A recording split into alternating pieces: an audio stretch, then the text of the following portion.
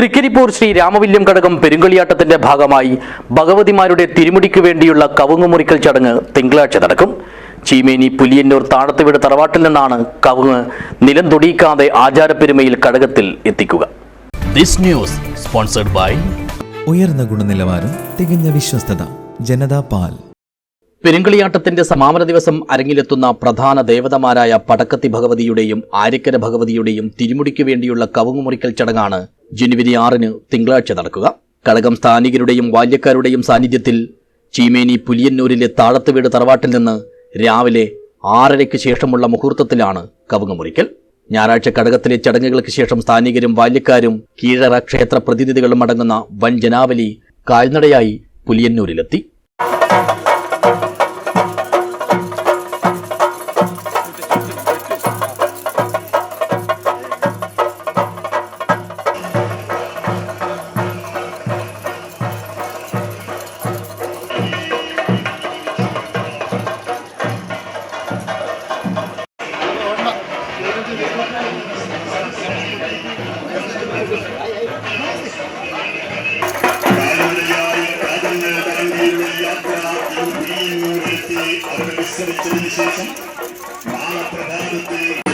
പാരമ്പര്യത്തിന്റെയും ഒരുമയുടെയും ഉറവര കേന്ദ്രങ്ങളാണ് നമ്മുടെ 12 വരെ ശ്രീ രാമവില്യം കഴകത്തെ പെരുങ്കളിയാട്ടം ഗംഭീരമായി കൊണ്ടാടുകയാണ്.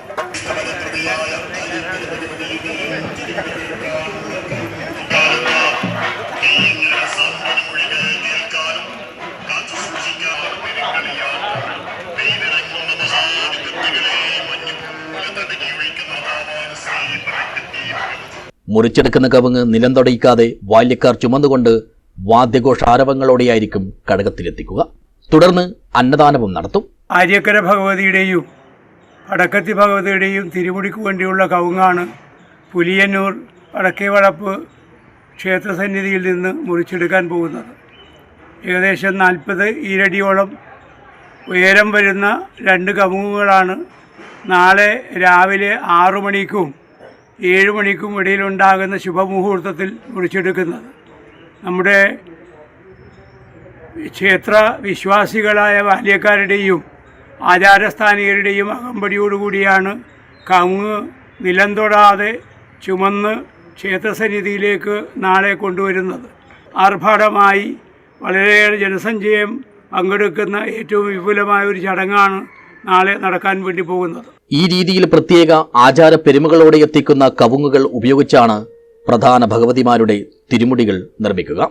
പെരുങ്കളിയാട്ടവുമായി ബന്ധപ്പെട്ട സുപ്രധാന ചടങ്ങുകളിൽ ഒന്നുകൂടിയാണിത്. News bureau, Cheruvathur.